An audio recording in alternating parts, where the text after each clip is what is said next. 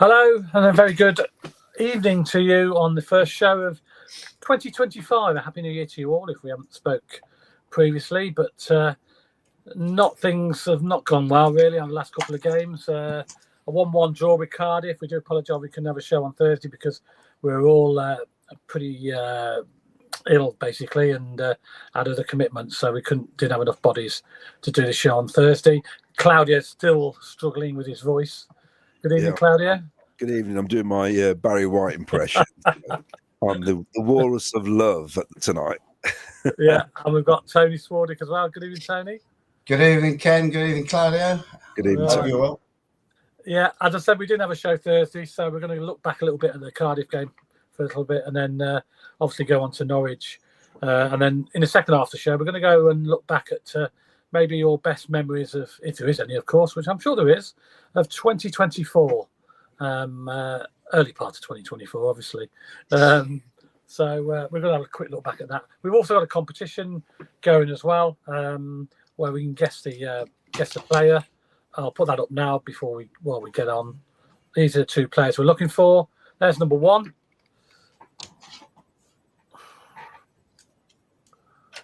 Okay. And there's number two. They're the two players we're looking for. And guess the player. I'll put them up against a bit. You can get your answers in, if you wish, on the normal comments. That'll be fantastic. Right, 2025. New Year's Day, we made a long trip to Wales. Good evening, Vicky. Evening. We made a long trip to Wales, to Cardiff. We've got a 1-1 draw, which is not a bad result on the scene of things when you'd accept a point in the end. But it was 10 men we were playing against. We had a sending off. Really, it's another game we should have won. Now, Sakamoto scored, and then again, the performance weren't fantastic. Now, I'll come to you first, Tony, because you went to Cardiff, didn't you? Yeah, I went to Cardiff, yeah. Tell us what you think of the Cardiff performance. And then the team selection as well. Did you get it right for that game? Well, obviously not. No, I don't know. We started off, brilliant, like a train. Got the goal, and then they sort of sat back. Then Bassett went through, and really should have finished. Mm. He finishes that with 2-0 up. Yeah, we've seen that so many times, haven't we, this season?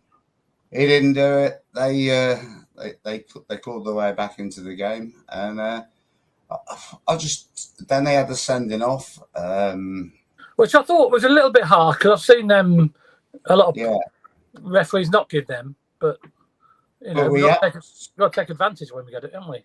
In our favour. Yeah, we absolutely battered them for the majority of the second half, and there was no end product. We ended up giving the ball away. Back to the goalie, back up. They pushed as soon as they pushed it forward, they were on us.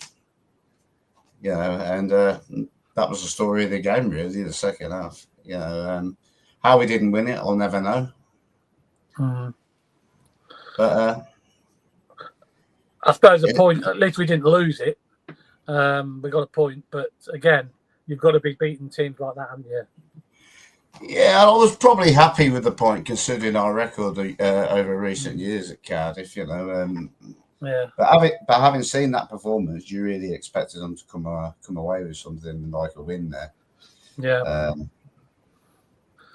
Missed chances. Yeah. Claudio, how did you watch the Cardiff game? What did you think of it? I'll tell you what. Well, it's a few days away now, and I've got a sore throat, so I'll try and keep it short. We get the goal. They get the guy sent off. I'm trying to get this in the right order now. We did score, and then they got the guy. Sakamoto scored, yeah. And then the guy was sent off, wasn't he? That is right, isn't it? Yeah. And basically, we got 45 minutes against 10 men, and we didn't do enough. We just didn't do enough, I didn't think. And in the end, they had the two best chances towards the end. Yeah. As a team, we're just not clinical. We just haven't got that killer instinct. and you saw it on yesterday as well. We just haven't got players in our team that can kill a team off. We've got that mentality where they can just do it, basically. At the minute, we are spineless as a team, as far as I'm concerned. We haven't got a backbone in this side. They've all gone. They're not here anymore. And they've not been replaced. And I think this is the issue. And we've got a window coming up, which we have to bring in something to freshen up this squad, because we are struggling. We are really, really struggling, I think. On the mental side of things, I reckon, more than anything. I mean, there is issues. I mean, not all the players were great. Some had decent games. Some were off it as normal. But I just think, the mentality side of things just isn't there. We haven't got enough winners in our team. That's how I see it. Yeah. It's got an important window coming up, hasn't he, Frank Lampard? And Doug needs to back him, doesn't he? Oh, most definitely. And we can't. Currently, we are, from when King came in, I think we are 3 points worse off and a position worse off. That isn't progress as far as I'm concerned.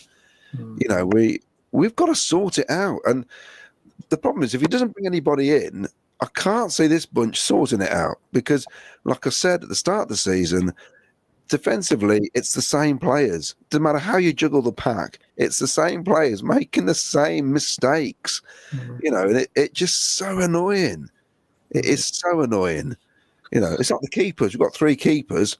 I'm not sure who's better than the other one, to be honest. I mean, David had a great game yesterday, but there's not a lot between these players. We haven't established really a number 1 goalkeeper. Whether it was Mark Robbins or even Frank Lampard now. We definitely need to bring some fresh blood in, and just sort of change it up a bit. Yeah. Vicky, did you go to Cardiff? No, not Cardiff, it's Norwich. Did you see the highlights of the Cardiff game? I watched it, although it's a fair few days ago. I wasn't feeling great at the time, so it's a bit foggy in my memory. Yeah, it's. I mean, you would have took a point, to be honest, wouldn't you?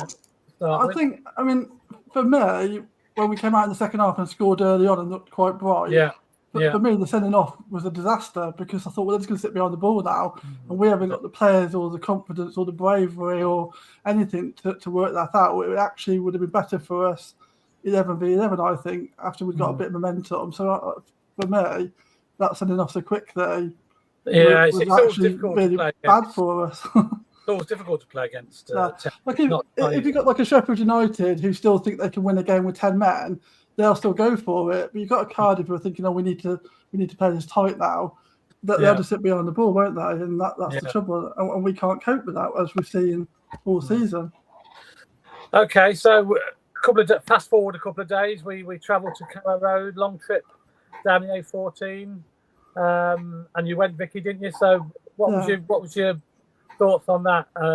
Firstly, the team selection, because he first few surprises, didn't he? Put Jamie Allen in comes Kitchen from the cold. He hadn't played for God knows how long, and Asante started as well. That's it, Jamie Allen. I was in the ground and someone behind me was saying, Jamie Allen and Kitchen are playing. I was thinking, he's winding his mates off. And then I looked and it was true. I was like, where did that come from? That's a bit of a curveball, isn't it? I actually thought Kitchen had a relatively decent game. I thought that, considering he hasn't played a lot, I thought that I thought he did pretty well, really. I think the trouble when you play Asante and Bissetti is it's very much the same. They're both running for you, but neither are a proper threat yet, are they? So that's the trouble there. I mean, But I mean, what I most liked, and I don't know how well this would have come across on the TV, so I think probably the people who were there might have seen it more than the TV. But what I really liked yesterday was that the players were talking to one another and geeing each other on and supporting. So if a player got a good tackle in, they were like geeing them on, and they were going like, "This is like we need to stand here," like, and organising each other. And you can see them talking to each other and supporting each other and backing each other. And I don't think we've seen a lot of that this season. And that was the thing that like stood out for me the most yesterday, and I thought, like, this is what we need. Like, you need a team that are in it together, and I'm not sure that we have very much this season, but you could definitely see that yesterday. A lot of talking, a lot of cheering each other on, a lot of sort of celebrating like the little wins in the game. And to be honest, until Norwich got that worldie, I thought that we were for like doing a job down there. And I mean, we made mistakes. We could have done things better. We could play more attractive football in the spells of the game, but we went to sort of nullify them. And I think that if that bloke hadn't got that little worldie, I think we'd have been coming away with 3 points, and the whole atmosphere would be different than it is because we got no points, and it was a bit of a sucker punch in the end. Yeah, I thought our first half performance was okay, to be fair, and I thought we were in it. You know, we were in this game, and when we scored, I thought it was a great goal, to be honest, weren't it? Yeah, well worked, wasn't it? Yeah, but Harwick up there, yeah. He don't get up there that often, does he? Well, I think that was one of his best games for the season as well. He actually looked like up for it yesterday, and it probably killed the myth that he can only play with Sakamoto, because I think that was one of his best games, and obviously Sakamoto was nowhere. So yeah. And it was just a disaster at the end, wasn't it? Yeah. Poor defended, and well, you know, at the end of the day, you've got to keep hold of the ball, and if you've got the ball, they can't score, is my view, and you can't, you know, release them, keep hold of the ball. The clock's ticking, you know. Yeah. I mean, the trouble is, it's a tough one, isn't it? Because we'd basically resorted them to shooting from distance. The stats obviously showed they had a lot of chances, but most of those were shooting from the edge of the box, and the few that were on target, Dobbin had dealt with, and most were going like high and wide, and that's what they were resorting to that, because we were basically, I thought, relatively sound, because we felt relatively secure. I remember saying at the beginning of the second half, we could really do with a second so that I'm not having a heart attack by the end of 90 minutes. But then the man came out with the ball at 90 minutes with the score, and I thought, I hadn't even realised we got to 90 minutes. So it never felt like we were hanging on. I hadn't thought, this game needs to finish soon. We're like hanging on to it never felt like that. So it was frustrating that happened, because then it just gave them all the momentum. And I know I've seen on the forums there's a lot of debate about that Abodio and that challenge. For me, that was a foul. But he didn't lie down and give up. He got back up to try and challenge again. But the ref was giving them fouls for less all game, and he's barged them out the way. For me, that's a foul. And I must admit, it looked like a foul initially. Yeah, watching it on telly, but sometimes you get them, sometimes you don't. Even though it went into the penalty area, there was still a chance to clear it, wasn't there? Oh yeah. Well, he got back up again and challenged, didn't he? It wasn't like he lay there feeling sorry for himself. He got back up and tried to have a go at it. I mean, some people are saying that he should have blasted it into Rowe's head. Then they've got the throw, and they've got the attacking throw. So whereas if we get the free kick, which we deserve, then we've got the ball and it's our possession. So it's difficult, isn't it? In hindsight, I mean, all these things are in hindsight, aren't they? Some people were saying maybe that Lampard should have brought a defender on, and maybe took an attacker off to defend the last. Or maybe maybe at least another attack defensive mid, or maybe like some strength in midfield. So like Binks was on the bench, weren't he? Was on. Or maybe like Torp for like Asante or someone to use like strengthening, or like. The trouble is, then you're all behind the ball, you're inviting pressure, so it's always like swings around, isn't it? In hindsight, yeah. And to be fair, the guy who did score the goals, he's on loan from Liverpool. So Doug, loans do work for some clubs. Yeah, I thought they bought him. No, I think he was on loan. Well, I thought somebody said he's on loan. I don't know. I'll have to I'm check pretty sure Claudia. Claudia, I'm pretty sure they bought him. I think they bought him for $4 million. They bought him. Oh, no, from somewhere abroad, isn't it? Like Leipzig or somewhere. He came from somewhere abroad, I'm sure. Was he at Liverpool at some stage then? Possibly. Somebody mentioned Liverpool to me. I don't know whether that's true or not. Maybe I'm wrong. I don't know. But maybe someone with a similar name and someone's thinking like that. Yeah. Anyway, right, okay. Tony, you were there as well. Yeah. Go on then. What's your thoughts of the Carrow Road crumble? Well, for a start off, I've got to give praise to Jamie Allen, because I thought he was probably our man of the match yesterday. He did very well, considering he hadn't played for a long time. He was getting about, laying the balls off from midfield, and so I'd just like to give Jamie Allen some praise for yesterday. But as for the game, that guy I think that you're just on about, the one that scored 2 goals, I think he come from Genk or something like that. Oh, did he? Okay. Yeah, I think it was somewhere in Belgium, and they also.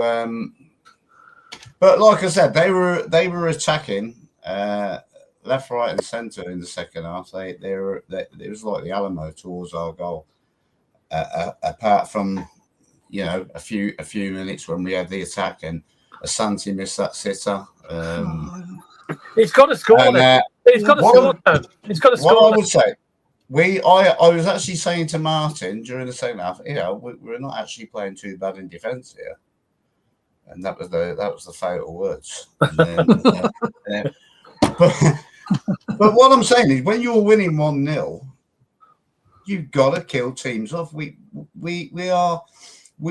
for some reason we cannot get that second goal. If Asante scores that goal, they don't score. Game's over. Exactly the same against Cardiff when we set. The game's over. Game's over. And apparently, I heard this from a Norwich page. They've got statisticians in the stand working for Norwich, and they decided to attack our our right hand side as they're attacking, and that's what they did, and that's where they got the success. Apparently, towards the end of the game, they saying that was the weak spot down there, according to their statisticians. But you can't take nothing away from their equalising goal. That was just a fantastic strike. The keeper would never say that. You can't really, you allow that, and then you think to yourself, okay, let's just hold on, let's get a point. Yeah. Point's not bad, is it? No, but the Latibodier incident, the referee thought 6 and 7, one or the other, because apparently they were both in the shoulder. That's the way he's seen it. But Vicky was right. He was giving them everything all game. Every time. You even didn't really need to touch them. And it was a free kick. I must admit, I was shouting for a free kick initially, but even so, we still had a chance to clear it when he got in the box. Yeah, ball was bobbling about a bit, and then it eventually come to the guy, and he just slotted it home. And then it took a deflection. No way back. Yeah, it took a slight deflection. No way back. Then you look at the clock; it's on. Time's up. And then I thought Dovin had a good game. He made some important saves. There was a few positives out of the game. One, Jamie Allen back. Whether he's championship standard, can he do that every week? Probably not. But it's something different. Then he brought Eccles on, didn't they, and took Ben Sheaf off. I think when Ben Sheaf went off, that I don't know what you think, but I think that's when the problem started. I mean, initially Eccles gave the ball away straight away when he come on, didn't he? I agree, because you how can I put it? Something with Jamie Allen on the pitch, it sort of, I think it allowed Ben Sheaf to come more forward, and Ben Sheaf was not having really a bad game up until then. Yeah, and then all of a sudden he departs. Josh Eccles comes on, and bingo. Yeah, it was heartbreaking because it's not a lucky ground for us, and it looked like we were going to get 3 points, and then you got to settle for one, and then all of a sudden you got nothing, and you're devastated, aren't you? And you think, the kid that was sat next to me, he didn't even look 18, and he was telling me, we haven't won here in 18 years, and I thought, well, that means he's never seen us win there. So he looked proper devastated at the end. And and I felt sorry for everybody that travelled down, making that long journey back after that. I'm paying out for hotels. Yeah, paying out for the luxury hotel overlooking the pitch. You like that? It was a good feeling. I've left him to last because he's got a sore voice today, so I'm trying to save his voice if I can. I can Claudio, I know you've got a lot to say. I can see Vicky's looking at me thinking, what's he going to say? As little as possible, hopefully. Let's really strip this down, shall we? I've got me sky blue tinted spectacles here for a couple of you. I got that after he cut my hair, obviously. And right, where should we start with this? First off, I thought we started brightly. I was surprised. I'd got a message half hour before kickoff saying you're not going to believe the lineup. And when I was told, I thought, oh my word, what's he doing here? And I thought I wasn't surprised really with 3 at the back and the 2 wing backs. And, it worked because right back, left back to right back, scored. I mean, that's exactly what they should be doing. It's almost like watching Liverpool when we scored that goal. I thought this is how it's meant to be done. Our problem is ball retention is shocking. It is shocking. 60% plus pass completion in a game where we only had the ball for about 30% of the time. That's not very good. That means there's a lot of balls going astray. And I said at half time, even though we're winning in our little message group, and Mars told me off for moaning, I said, we're not holding the ball. We're not keeping the ball long enough. And I'm sorry, but Thomas Asante, oh my word, for all the running around, he offers little, I think. Yeah. And it's got to the point with Bissett as well. Yeah, he's a lovely lad. He's a trier, but we need an open product. You got two strikers up front. Between the pair of them, somebody has to score a goal at some stage, surely, of note, basically. And I just thought the first half was begging for us to do more with it. We were only in their box 8 times, 8 touches in their box. That's all we had, which is incredible in a game where we didn't let a goal until injury time. Yeah. So throughout the whole game, we gave them the ball, which is obviously must have been the tactic, I think, although we were supposed to get forward a bit. But to me, that defeat, I'll put on Thomas Asante, because at that chance, I've watched it 3 or 4 times now. I'm thinking... He's got to score, hasn't he? Oh, my... Ken, it's terrible. It is terrible at that level where he's got nowhere near the goal. And I don't... He's not even... The keeper not even made a save. I mean, there was an incident today with United where... I can't think United player went through. He did similar. Hoyland, where his name is. Yeah. And he hit the keeper. At least hit the keeper. He just put it wide. And it is poor that he doesn't score. Didn't he have a chance against Cardiff? He headed over the bar, didn't he? Yeah. The Cardiff one was probably harder, wasn't it? It was. I mean, yesterday, I thought at the ground, I thought maybe I've missed something. Because at the time I was thinking, how has he missed that? And I thought maybe I've missed something. I need to watch it back and see that maybe the goalkeeper doesn't distract him, or maybe the player got a touch or whatever. And then you watch it back and you're thinking, I've still no idea how he missed that. I don't think the goalkeeper could believe it. He didn't go in. For weeks, we've been begging Van Ivak to play an early throw in because he can't be offside. He's got a long throw. He does it. I'm thinking, here we go, and he's missed it. But I don't think anybody, I don't care who was watching it in the ground or at home, thought he was going to score. I had no confidence he was going to score there at all. But I didn't think he'd missed the target completely. And then we look at the goals we conceded. Right, we say it's a worldie. You watch it back. You got Eccles, Rodoni, and Asante all standing 5 yards away from him. 2 of the players virtually turned their back on it, and Asante's just stood there. And there's no challenge. There's nobody actually making the player think, I need to check and do something different here. He's got so much time to pick his spot. Yeah, it's a great finish. We did nothing to prevent it, and that's it's a crime in the 91st minute of the game. And then the winning goal, you can go down the far end. Sims doesn't hold it up. It goes down the wing. He doesn't stop the ball going down the line. Jamie Allen comes across. He doesn't stop the player playing it down the line. Latty, 50-50. Any other day, that's probably given us a free kick. But he goes over, but he recovers, gets back in the box, and still can't get his foot on it to clear it. And then when the shot comes in, Dovin's got it covered. Bidwell sticks his leg in the way like Eccles did against, was it Sheffield Wednesday or Norwich? It was Norwich, wasn't it? That was a similar goal, wasn't it, at our place? Yeah. Where it got deflected past.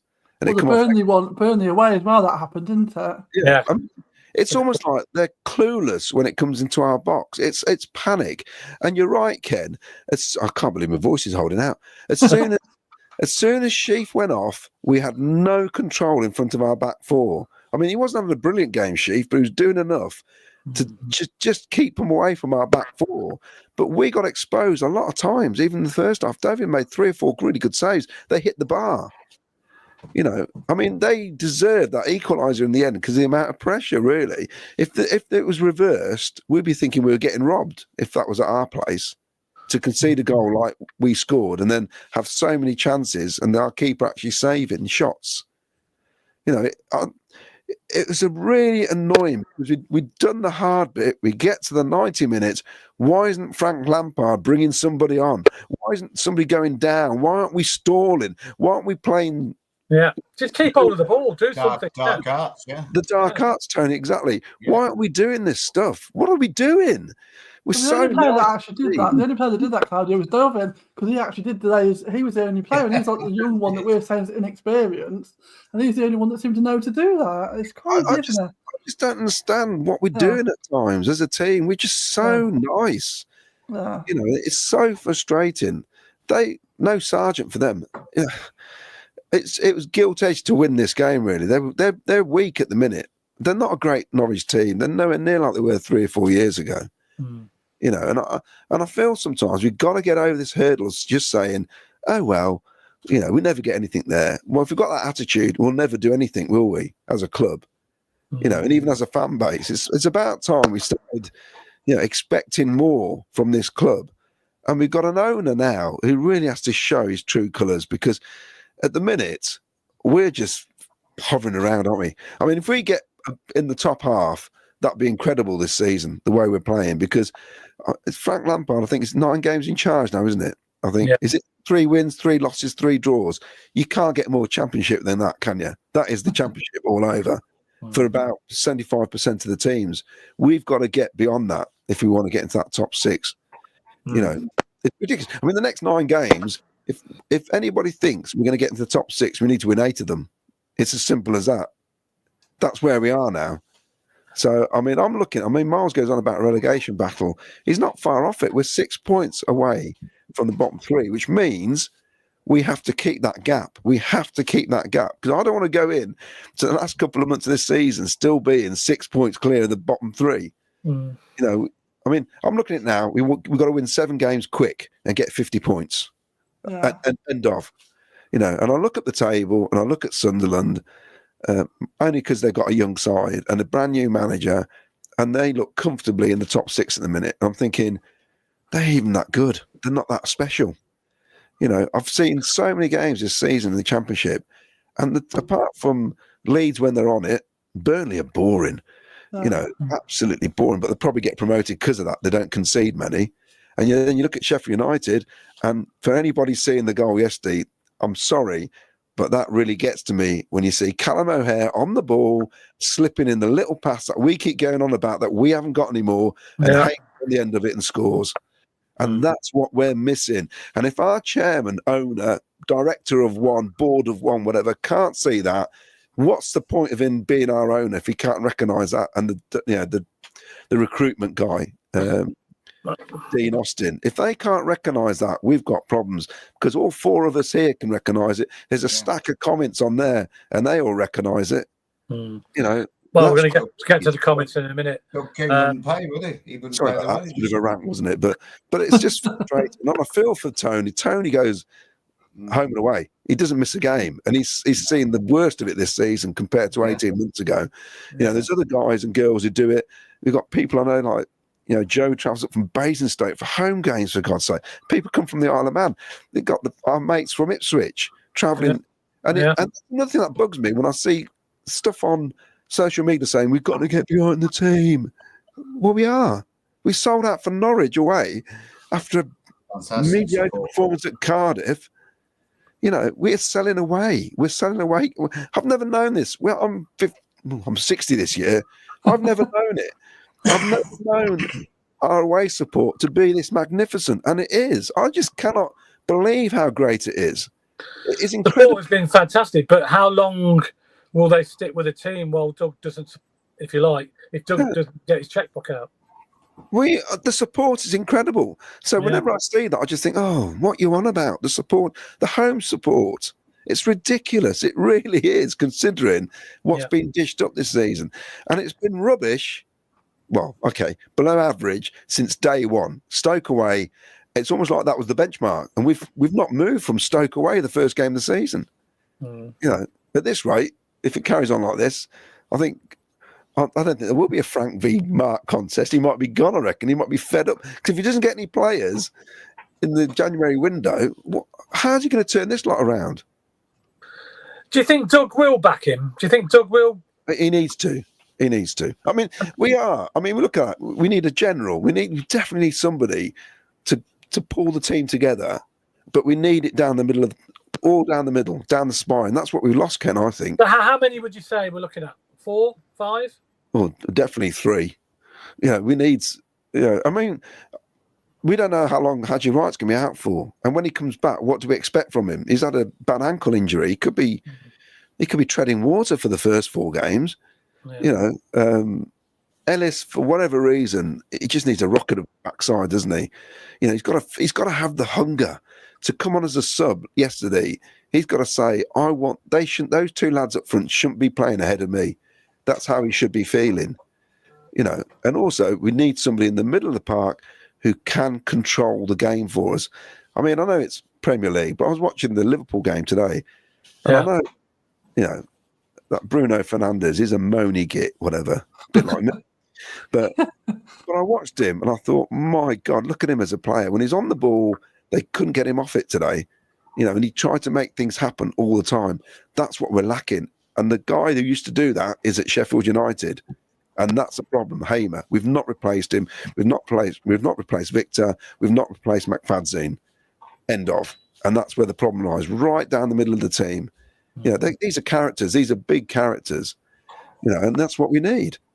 That's what we need. And we can, Well, surely we can see it. So surely we can see it. All of here on this show can see it, and everybody that's commenting, I'm sure, can see it, and the fans can see it. Hopefully, Frank Lampard can see that as well. And also, I just think we haven't got any players that are so direct on the ball. I mean, Mason Clark has got a dribble on him, but he's a bit, I don't know, he's a bit hit and miss, isn't he, when he's dribbling with the ball? Yeah. We've got nobody with blinding pace on the ball, maybe off the ball, but when Bissett gets the ball, he looks like he slows down. You know what I mean?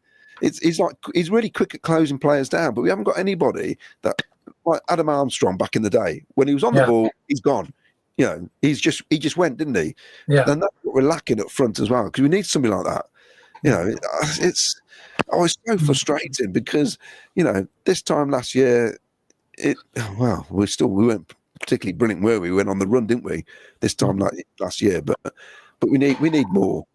We need more out of these players, and we need players to come in, basically. Yeah, I mean, Vicky, you agree that? How many players would you say we need? Probably about 3. Well, I mean, it's one of those things, isn't it? In an ideal, I mean, there's degrees, isn't there? There's like what we definitely need, what would be great, and what would be like sort of the pinnacle. And I think probably 3 is the minimum, isn't it? Just and 2 of them need to be some proper experience and grit to give us what we're really missing. And the trouble is, like Claudia said, we were talking about this in the summer when we were having like these shows in the summer. We were talking about this is what we need. Like it's all all these young players that have come in. Some are showing promise. I mean, and that's all great and exciting, but there needs to be something that knits all that together. And it was blatantly obvious back then that's what we needed. And so I don't even think it matters whether Frank can see it. It ultimately comes down to whether Doug's going to allow a deviation from what was his transfer policy, i.e. buy in young and sell for money. And if he does that, if he hasn't realised now that doesn't work in isolation, then we're in trouble. Because that's a great policy. Also, you've got supporters saying sell Chief, sell Milan. Well, that means you've got to find 2 central defensive midfielders and 2 right wing backs or 2 right backs. And that's even idiotic as far as I'm concerned. We sell nobody for me. You don't sell anybody. We need more. We don't need less. We need more bodies in. Yeah, more bodies in. And actually, all of those. I mean, so Milan's been off it this season for whatever reason. I thought he had a fairly decent game yesterday.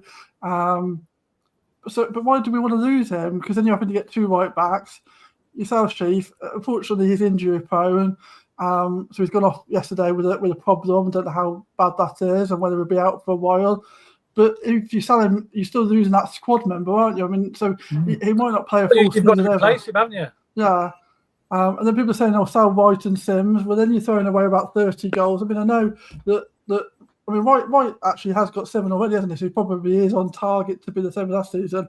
Sims hasn't yet. I don't know, obviously, what's going on there. But the 2 of them were getting the goals last season. So you're replacing, you're throwing away 2 players there that at least can score goals because we know they can if we can work out how to get them firing again. So that's the 4 players that you happen to replace, plus the ones that we need already. Then you're looking at about 7 or 8 players in January. That's never going to happen, is it? No, So and he's got to use the loan market. No matter what it says, the loan market's got to come into operation. Simple as that. Yeah. It's got to. It's got to, because we're the only club, as we say, we're still the only club with no loans. Unbelievable, really. Tony, where do you think, how many players do you think? I think we need, like Vicky said, I think you need at least 3. You need one central defender who's going to be, who knows what he's doing. You need a ball-winning midfield player, someone that's going to supply the passes, someone like in the Hamer role. And I think we need another striker as well, because they're not doing the business. Well, they need competition. Now, someone said to me yesterday again that Ellis Sims, they think we're not playing to his strengths. Now, I don't know what is his strength, but they're saying put the ball, it's got to go in the 6-yard box for him. If you see all his goals are scored from in the box. Yeah. So he's in the box striker, isn't he? He's never going to play the same role that Bissett's going to play, and that's the trouble. And what's always weird is we all seem to play to Sims' strength when Bissett's on the pitch, and then to Bissett's strength when Sims is on the pitch. We never seem to be able to marry that up. It's really weird. Well, for me, Bissett gets knocked off the ball too easily. He's, and he's like the rest of them when they get through on goal. They just crumble. I mean, if yesterday, for example, if Asante hits that ball to the keeper's right, hard and low, of course it goes in the net. But he put it on where the keeper. He put it where the keeper was covering the near post. Yeah. The trouble is, we're dealing with ifs and maybes all the time now. And that doesn't win you games, does it? It's if we'd have held out, we'd have won, but we didn't. That's the trouble. Well, the trouble is, as well, like Doug said, once you get to Christmas and you're there on points, it does hit in like that, doesn't it? Because that Norwich game yesterday, if that had been like maybe in August, we'd have been gutted, but we'd have probably seen like the team were talking to each other. Dobby had a pretty decent game. There was a few positives there. You might be able to go, okay, we need to build on this, but now in January when we need points, you're like, well, that's a disaster, isn't it? And that changes the whole concept of it now, doesn't it? Because now we can't afford to be throwing away points because we need points, don't we? Like you said, we need 7 wins. The worrying thing is, Vicky, is that most of that squad have been together 18 months now, and we still look. I mean, that if anything, the one part of the squad that should be solid is the defence. Have been together for 18 months, and they still don't know what they're doing. That's what's bizarre. The midfield has changed. We've got new players in midfield, haven't we? You've got new forwards, but defensively, if you've been together 18 months, those lads, surely whoever comes in and out should just slot in, but we don't. We still look disorganised, don't we? That's what's worrying. I can't believe Frank Lampard would have joined the club as manager if he wasn't going to be allowed to bring players in. Yeah. So, and there is talk of Rob Holding. Is it coming in from Crystal Palace? Crystal Palace, central defender, used to be with Arsenal. Might be experience, wouldn't it? That's the type of player you need, So he'd probably be in the McFadden role.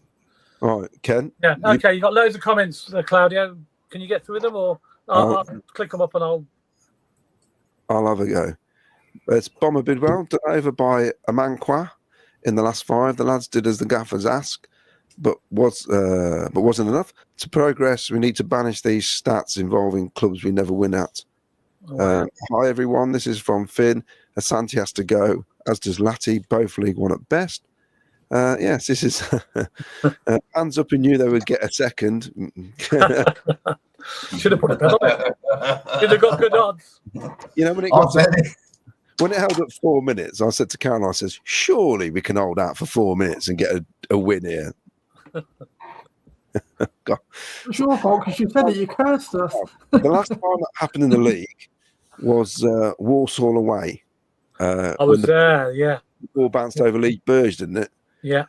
And it happened last year in Wimbledon. Was it Wimbledon? Was it last season? Start of last season? We were winning 1-0. Yeah. 2 goals injury time. There as well, that night match. Yeah. Was it last season or the season? No, the season before, wasn't it? Sorry. In the cup, yeah. Was it last season? Yeah. And Spurs, Spurs this season, they scored 1 before 90 minutes and then 1 after. I think, or something like that. Anyway, Paul Hughes, evening all. Evening, Paul.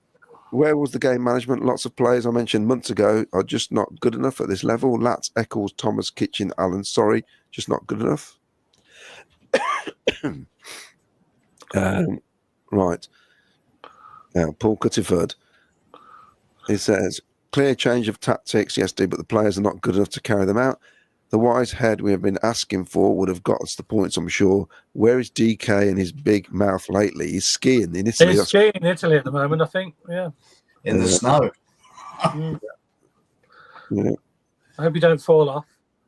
GLB boxing, winning 1-0, and we still don't have the keeper faking injury to waste time. Another poor result. DK has all his own people in now, so the buck stops with him. Another ruined weekend. Well, it does. It does stop with him at the end of the day because that's exactly what he's done. Doug Bowden, don't forget yesterday, Cardiff was absolutely abysmal. On the up. Good evening from on the up, and happy New Year. Not a good start, losing. And refs added time. We've done it, Wolves, Forest, Bristol City, so now we know what it feels like. Evening, Martin. Yeah. Glenn from Sky Blue Hub says, even though bored with the negativity around the team, yesterday was a lot better, defended solidly. We can be better with the ball in possession, more clinical, but I like the progress being made. Scott Brownsword, hello everyone. Disappointed with Norwich, game played well and lack of concentration for the last 5 minutes of the game. David Granigan, good evening everyone. I'm really struggling to see where the team goes from here, and if we lose players, I could see us going down. Dark Farts, a missed opportunity. Lamps doesn't seem to be able to change formation during the game. Should have scored a second goal to kill the game. Should have took off strikers, add more defenders to see it out. Alison Berry says, good evening, Happy New Year. Glenn also says, hopefully fresh faces this week. Rob Holding, Sorba Thomas, Brandon Williams. Jordan Williams says, evening guys, Rob Holding and Brandon Williams incoming if rumours are to be believed.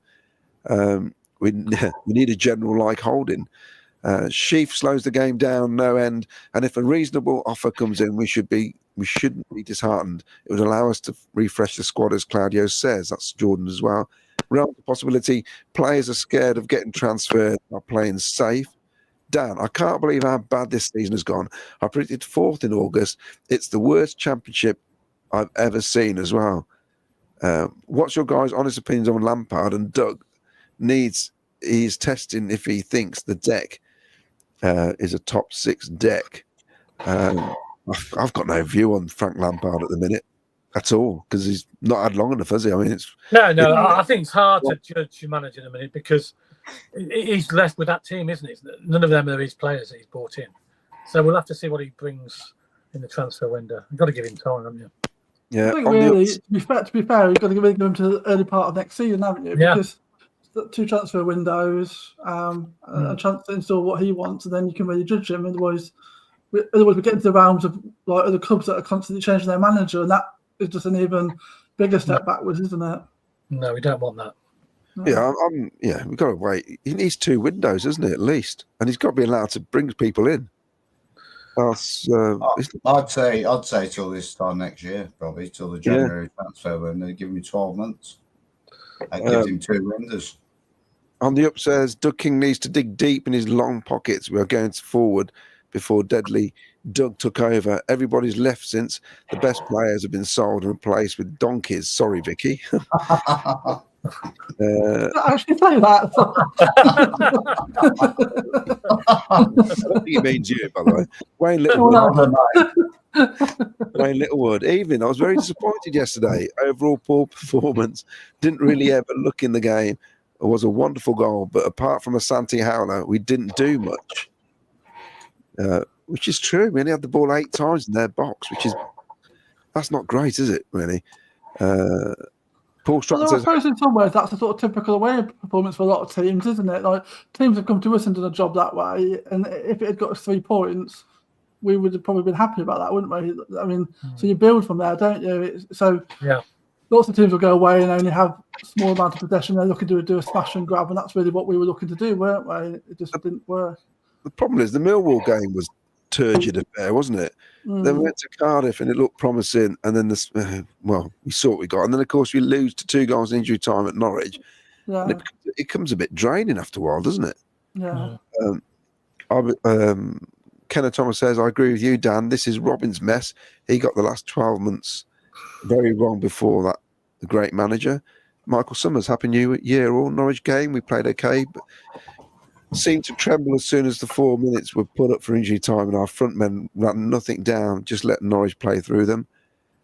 Gavin Collins. Hi, everyone. Gavin, you've won a mug, by the way. You need to give me your address. Hi, everyone. Went to Norwich. Referee was shocking. That said, BTA cost us the game. 2-0, it would have been game over. Sims dropped again after a decent performance against Cardiff. Why? This team has been depleted of talent and experience in DK's tenure. The deck is all on him. I posted that interview when he first took over saying how this is not going to be a selling club anymore. And then he put in, unless they want to leave. And also we're going to sign everybody. Well, you haven't, apart from Eccles, which is a strange one because he signed him while we're trying to wait for a new manager or head coach. Bizarre, that was. Yeah, that was a strange one. Doug's deck onto Matthew Stone is lower mid-table. It's becoming more and more clearer that these players weren't brought in by choice of Amar, hence his comment about running an academy which got him sacked. Asante not good enough, and people think he is good at hiding it. Rounds of possibility. We should recall Justin Abiku from loan. You have to take over, Ken. The voice is going. Yeah, okay, Wayne Littlewood. Good evening, Wayne. Norwich were very poor. The game itself looked like at the end of the season mid-table bore fest. How tough to watch are we? It really is a tough time at the moment. Tom Baker, I don't blame Robbins. To me, the players need less coaching and more coaxing. Trying to confirm to Frank Lampard's vision of how to play seems to be inhabiting them.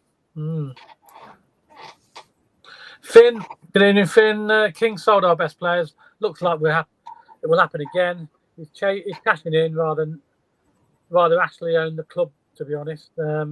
Yeah. Well, he could be waiting in the wings. You never know. On the up, good evening. All the hard work Robin's done now. He's getting the blame for Doug's mistakes. He's not liked. Aaron Thomas, good evening, Aaron. This squad of players is simply not good enough. What do they actually do on the training field? We can see 24 efforts on our goal. Eventually, they will go in. Oggy said Dovin had his best game yet. Says all. Well, to be honest, I did think Dovin had a good game. Yeah. But that's another thing about the goalkeepers, isn't it? We've had problems all season. Peter Doolan, good evening. If we had the old head at the back, we would have played that game out. Yeah, I agree, mate. The problem is we've had about 4 or 5 teams that don't matter what we do, we can't win. Yeah, crying out for experience. That's what we are. Let me just one moment. Let me just bring this. We've got competition on at the moment, and I'll bring it up now. If you missed it earlier, these are the 2 players we're looking for. That's number 1. Okay, and that's number 2. They're the 2 mystery players. Get your answers in on the comments, please. You can win yourself a Scarborough Fans TV mug for the new year. How about that? Okay. Right, go on then. Assassin Unite. Can you imagine what Lampard said when he assessed this completely unbalanced squad? 1 right back, basically 1 left back, an assortment of poor midfielders, 5 forwards who don't get supply, dodgy keepers as well. It probably sums us up, that does, yeah.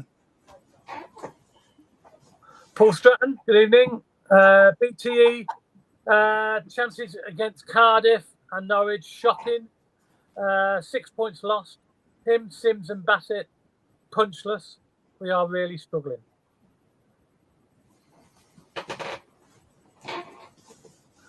Assassins Unite, Stoke couldn't score against Plymouth.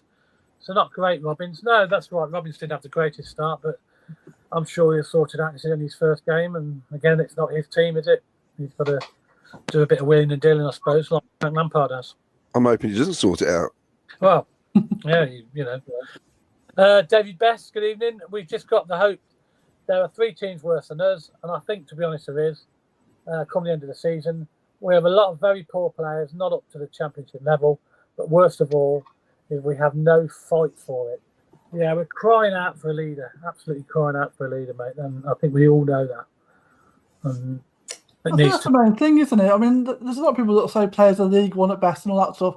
I think actually most of the players that could be in a competitive championship side, they just need that experience to sort of guide them. And so, a lot of them are quite young, and so they'll make mistakes, and they just need somebody to help them get through the game. And so we've been crying out for that all season. And and it's confident, isn't it? If you get if we'd have had that in the summer, I think we'd probably be looking at a whole different situation. I mean, I'm not sure that we'd have been like playoffs, but we would have been comfortable, I think, with just that bit of experience to bring the young team together.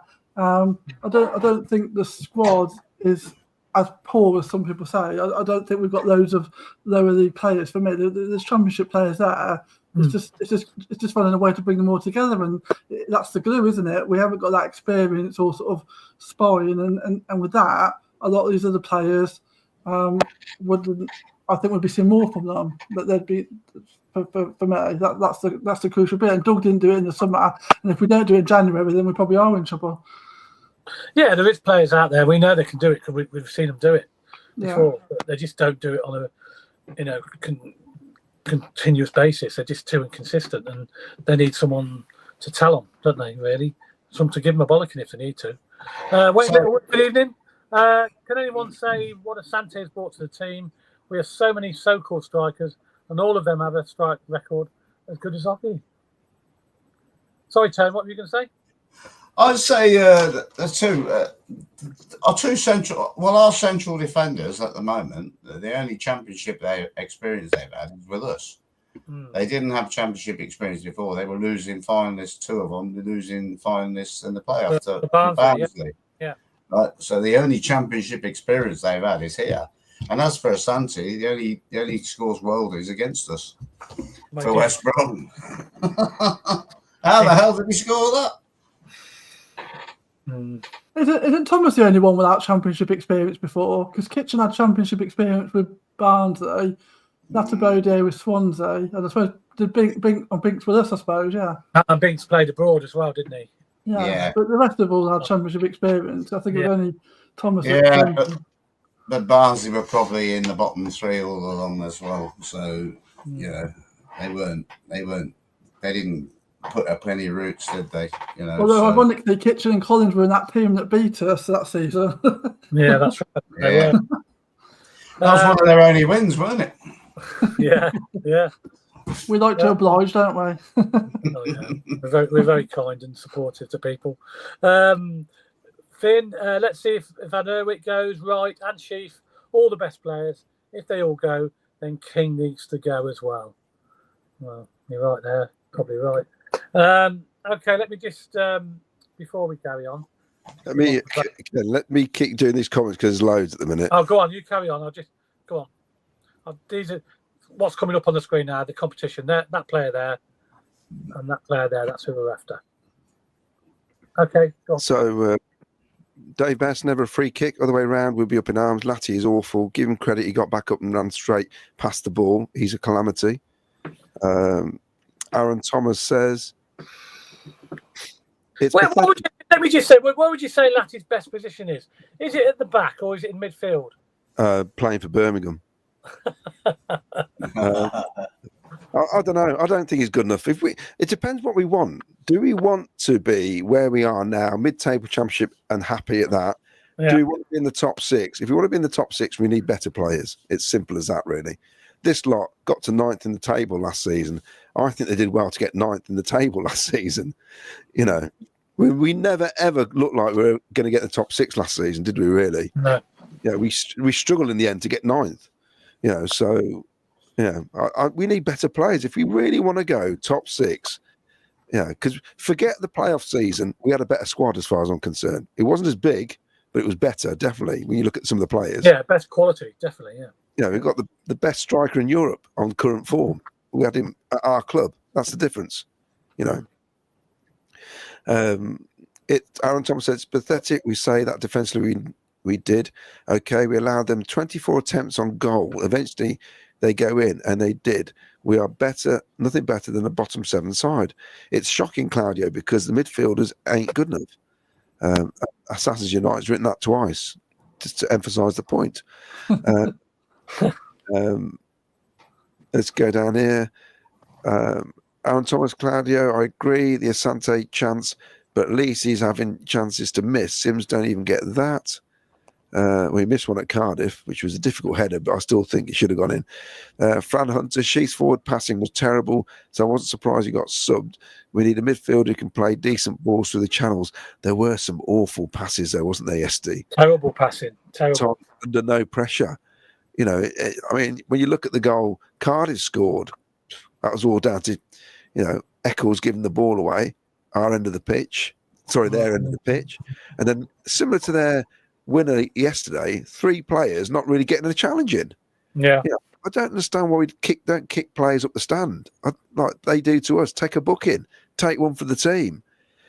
This is the first transfer window for a while where we've got no worries of our best player leaving. We've not got one. They could all go. Wouldn't miss any of them. This is how it's gone, hasn't it now? Bomber Bidwell, small point. Why are we not playing in sky blue away? Likes of Norwich, no colour clash. It really annoys me. I think it's just they've got to play so many games in certain kits when they sell them. They agree to play so many games.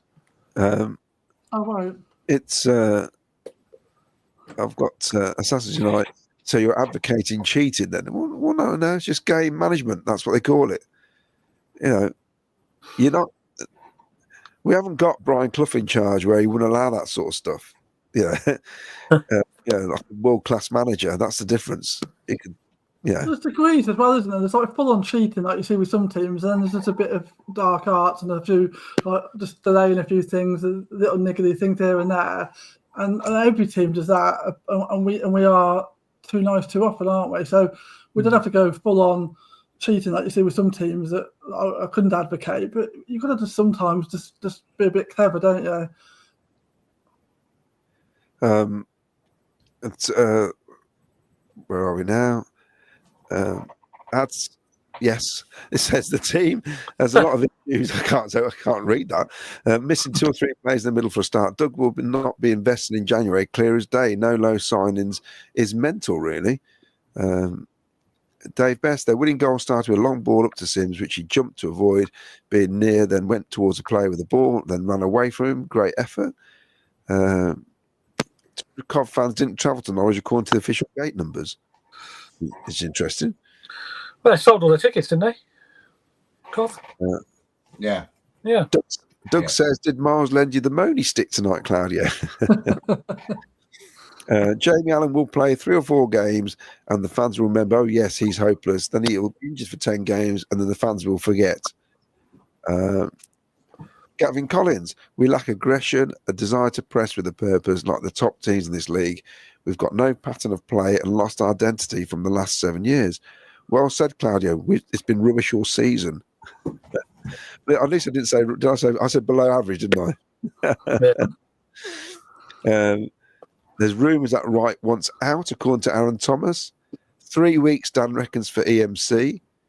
Face Sports Photo says, had you tread in water, he might take him a few games before he starts treading water. Oh, dear. James Hollyoak, we need Barry from Villa. I don't think we can afford him. He's been recalled from Stockport, hasn't he? Yeah. Wayne Litwood says, I would sack the following: Asante, Eccles, Sims, Collins, Kitchen, Tavares. I don't care who we bring in, but the above just bore the life out of me. Well, Robbins might be interested in a few of them. He knows them. Oh, well, it'd be interesting, won't it? There you go. This is Dawn.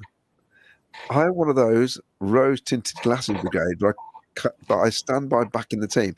I don't mean who turns up to the game. I mean cheering and singing with encouragement, not jeering or booing. That's not support just because you've bought a ticket. Well, that's correct. I mean, booing the team during the game is not going to help, is it? Dave Knight says, I disagree. They were all over us in the second half, Dan. They came close on numerous occasions. Rich T reckons, Cloudy, can you please arrange a personal audience with Doug King and Frank Lamb, sporting director? Yeah, we'll get on to that straight away. To me, it's not rocket science. We know what's lacking. It's so obvious. We've got ex-professionals saying it on the radio when they're on Oggy, Richard Shaw. These players played in the Premier League. They know, they know what's lacking. DK has already said he's putting a limit on wages. Links to Dion Sanderson, centre-back, Bruma hardly inspiring. He's only played 2 league games this season, played all last season, got relegated. Saturday United, the problem is Robins had a few players who amassed a poor team and 2 coaches, Lawrence and Vivash. I noticed he didn't take any of the 20 coaches to Stoke. And he's also team manager. He's not head coach. Ian Small says, right this season off, get as much revenue in as we can from sales, loan 3 to keep us up, rebuild in summer. Some stars are not performing. Lack of leadership on the pitch isn't helping, according to Covsport News Service. Dave Best, 3/4 of players. We need a whole new squad. Sorry, I forgot it's a whole new deck. We need Wonder Deadly Doug will be on TalkSport anytime soon. Aaron Nair, dare I say, actually played well yesterday. A 1-0 win after years of nothing at Carrow Road would have been massive psychologically. We need to stop feeling sorry for ourselves. But the trouble is, we didn't. And it doesn't matter what you say, we didn't win. So, another game where we blew it, just like we did at Cardiff, really. These are games, the way things were, the scenarios where we should have come away with possibly 2 wins, which is so frustrating. Wayne Litwood, Bassett is a headless chicken. He has the composure of a rabbit in headlights. There's so many more comments. Mostly love of music. The fact is that after beating Wolves to reach the FA Cup semi-final, we felt like the sky was a limit, but now it feels like we've regressed back to where we were 10, 15 years ago. It feels lame. And this is an interesting point, actually, because somebody... I saw it in socials where they said we've only had 1 decent season in 20 in the since we've been relegated, really, in terms of the Championship. And as a club, we've not had many great seasons, have we, in the Championship? It's always been a struggle. No, we haven't. Even when we had decent players, it's just so frustrating. It feels like we're never, ever going to get out of this division, unless it's the other way. And join an evening, lovely people. Followed the results while out and about yesterday in the pub. Got home just in time to hear Norwich goals go in. Total disbelief. Michael Summers, in my opinion, if Robins was the problem in getting them to play by now, Lampard would have worked it out. And his team, to be fair, I don't think we have bought any quality apart from Van Ivik and Haji. Scott Brown's sword. Just hope King doesn't do what he's always done and sold a player last days of the window. That's interesting, isn't it? Yes. Ken, over to you. I think you've got okay, click them up for me. I don't know where you got to, mate. Click them up. Paul Stratton, unfortunately, you can't coach aggression. We really are lightweight and powder puff. This league is full of aggressive teams which find us out. Well, he's right there. And we get found out too often. Dave Sports Photos, Ken, how much longer are you going to keep bang on about? We know they can do it when they have done it, mate. When have they done it, mate? Well, they have done it. An odd game, but they don't do it enough. That's the trouble. That's the problem. And the good players play well most games, don't they? And bad players have 1 good game and 6 or 7 bad games, and we've got too many of them at the moment. Ben Green, good evening. Tony is right. Most of the players in this side, Championship experience-wise, are in relegation scraps with the likes of Barnsley and Huddersfield. No wonder we're in the position we're in. Day Sports Photos, agree, Claudio. Latty's best position is somewhere else. Scott Brown's word. I'm a bit worried that Thomas keeps passing to the wrong players. Think him and Van Erwijk need a rest. Well, we've been saying a long time about Van Erwijk needing a rest, haven't we, Claudio? But we've got no one to replace him, haven't we? It's ridiculous. It is ridiculous. That's poor recruitment. End of poor recruitment. And that's where the recruitment team have to look at themselves and say, well, have they done a good job this season? The answer is no. No, I don't think they have. So, Paul Stratton, Sheaf for the calf injury again, maybe out for a while again. Well, I hope not. We need him in the side because we know how we play when he's not playing. which is worse than we're playing at the moment. So if we can get any worse. Dave Best, cheers, Claudia, regarding Latty. Comical, really. A few weeks ago, fans wanting Latty for captain because he spoke well after the game. Oh, I actually like that. Right. John Bolam, Claudia, don't you mean MVE, Hadji, and Vicky's Ellis Sims? What did Claudia say? It's regarding quality players, I think that was, wasn't it? Yeah. To say there. Bomber Bidwell. Good evening, Bomber Bidwell. I'd love to know who Bomber Bidwell is, actually. Fran Hunter. Ha ha ha. Yes, agree. Desk joke is a bit. It's the deck joke, isn't it? Oh, I think. deck. Yeah, sorry, deck joke is a bit worn now. Sick of hearing it. Yeah, we are sick of hearing it, mate. This is a good point, actually, because I think it's only precautionary why he came off, as what I'm being told. But yeah, it's our players are made of glass, aren't they? They really are. Some of our players. Yeah, needs Tomby there. Needs some creativity in the team. We do. We've lacking that since Hamer left, and O'Hare. We haven't replaced them. Simple as that. Adsan Keelan. I think there is nowhere we are getting 5 new players in January. If we get 3, I think we'd be happy and lucky, to be honest. Yeah, I mean, we can hope for 5, but you're probably right. We're probably only going to get 3, maybe 4. I think it's who it is the most important thing. It needs to fill the critical areas, doesn't it? Yes. That's going to be the priority. Like if we only get a few, but it really deals with some of the critical issues, then we'll get that. If there's just some random players that come in that do nothing to add anything to the problems we've got, then that's going to be the issue, isn't it? So yeah, and they've got to be leaders. They've got to be experienced players who know what they're doing. We can't afford to risk any more young players, really, because we've got a lot of young players as it is. We need experience now, don't we? Yeah. Paul Stratton, keep on saying this. Sorry, if you have too many Division 1 players, unfortunately, that is where you finish up. Quite correct, Paul. You normally do. CTK Rats. Players look like they are more interested in doing social media interviews than getting on with their day job. Yeah. Sorry, I want to read some out. I'll put this. Excuse me. I sent this into CWR, but they never read it out, so I'm going to read it out here. Go on, then. If I get the words out. Right. Now, I can't remember after which game I wrote this essay, but most of these players have been here 18 months, and we've had a pre-season unlike the 2 or 3 seasons previously. I don't remember years ago players having to be here 6 months to hit the ground running. They were thrown in and got on with it. Too many are making too many excuses for poor performances since day one of the season. I can't remember too many 90 minutes of decent football. There haven't been many 45 minutes of decent football this season. Watching the videos from Wrighton, which is on picking up on the social stuff, they all look pretty much settled in, but perhaps some are far too comfortable because of lack of competition and know there's no one to challenge them. Recruitment has not been the best. And out of the 35 odd million we've spent, I doubt we will get half of that back.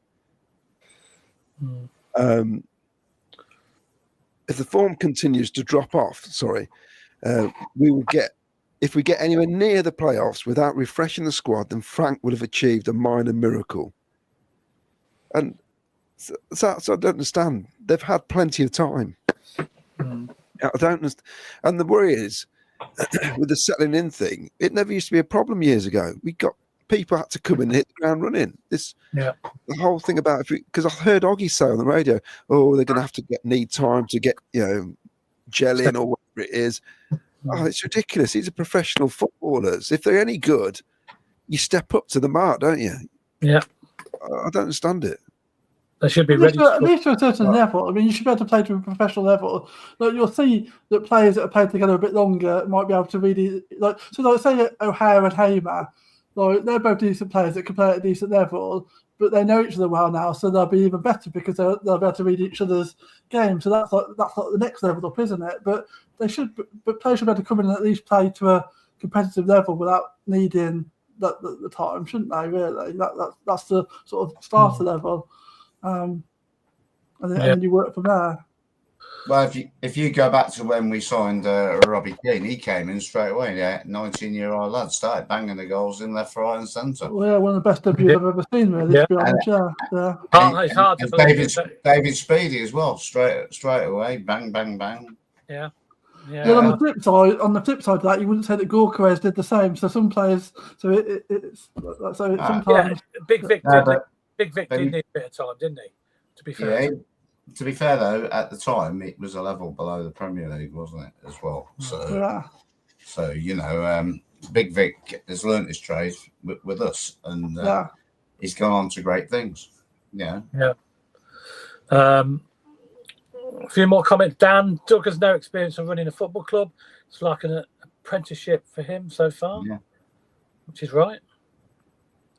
Bomber Bidwell, Rob Gurney was too busy having a fight with the Norwich fans to read out that, Claudia. He did have a bit of fallout, didn't he? Yeah.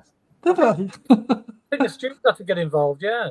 It weren't him that was lying on the floor outside the away end yesterday, was it? Because somebody was lying on the floor. And apparently something had gone on, but nobody hit him. He just fell and banged his head.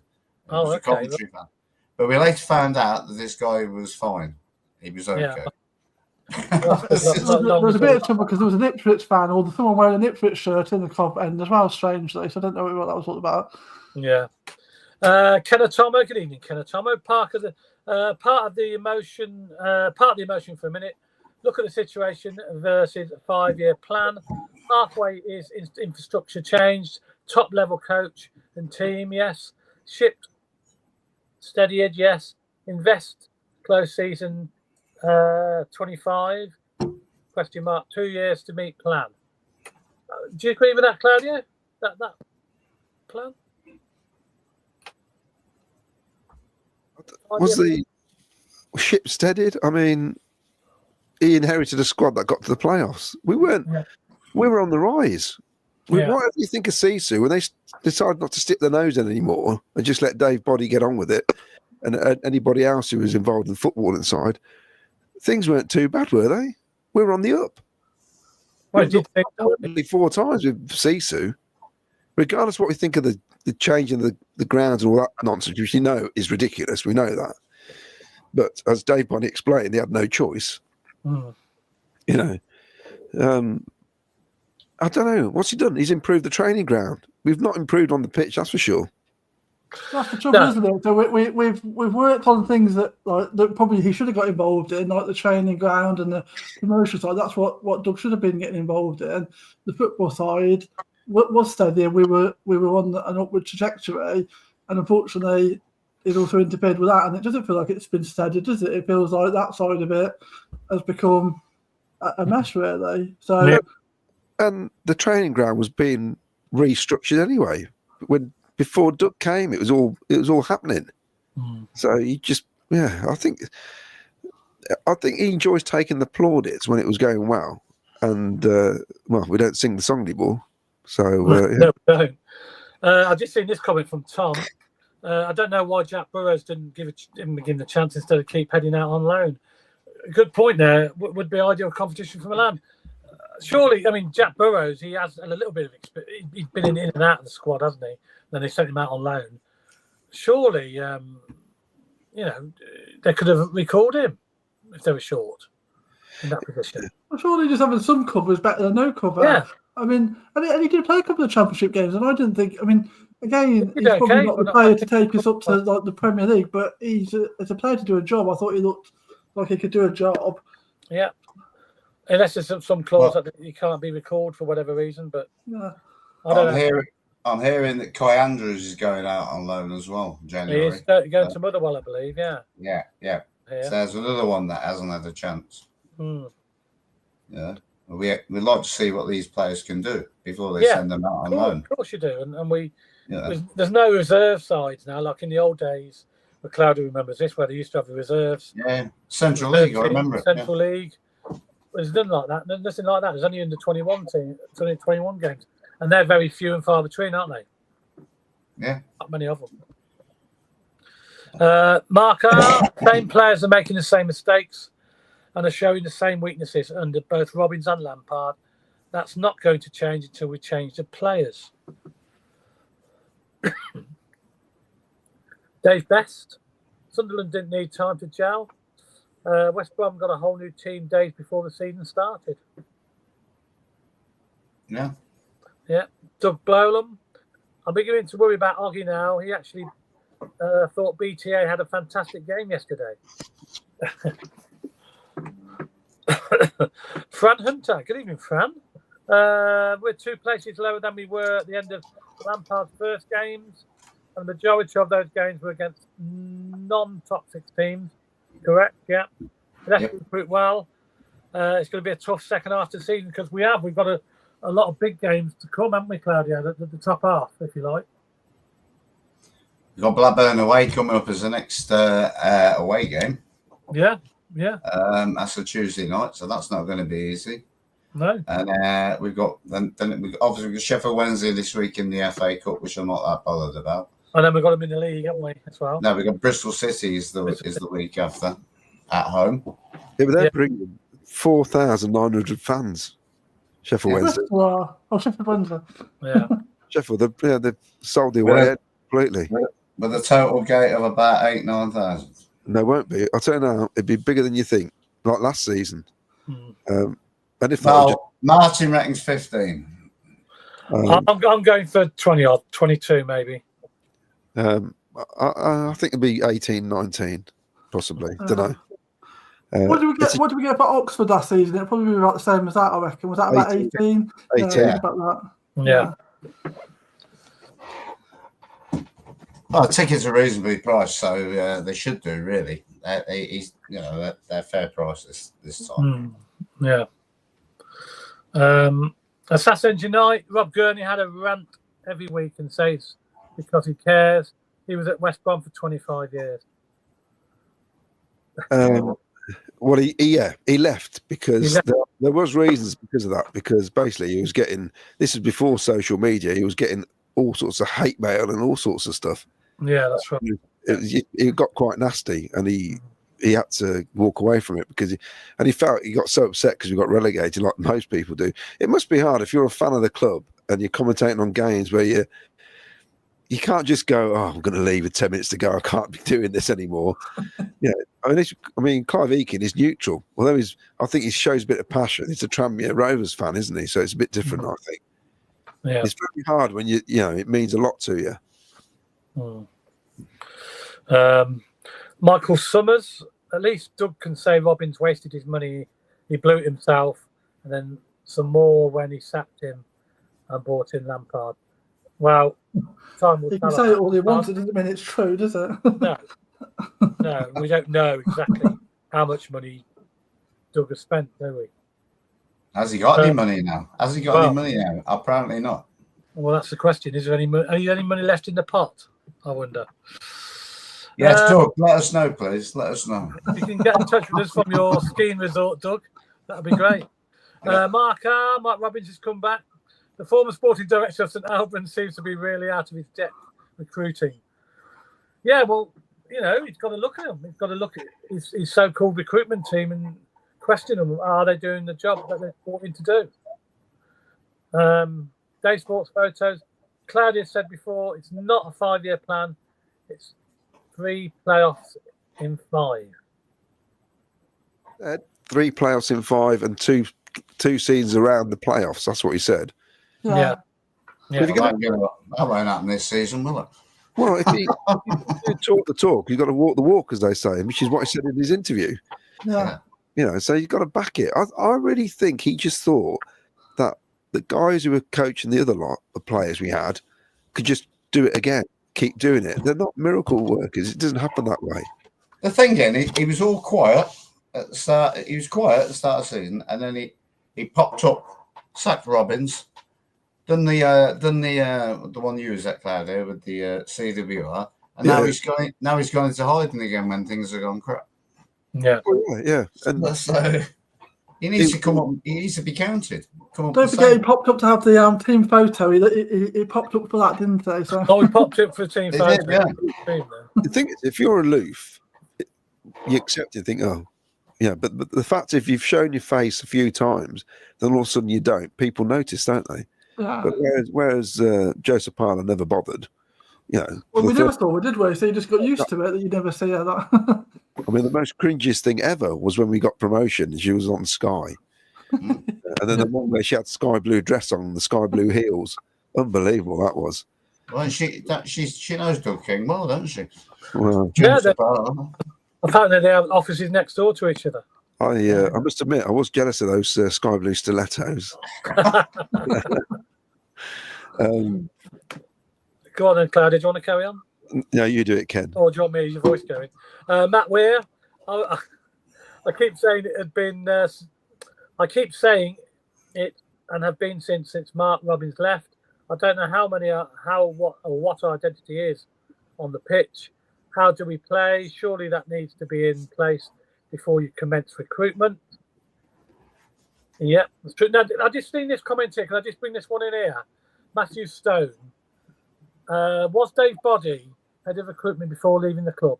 We've taken a serious nosedive in terms of the calibre of player coming in. Can we get him back, please, if he was? Claudio, he was not, was he? No, we just had a recruitment team, didn't we? And no, he wasn't at all. He was the CEO, sorry. He was in charge of probably signing players and stuff like that, but recruitment-wise, I think he went... Didn't the guy go to Blackpool?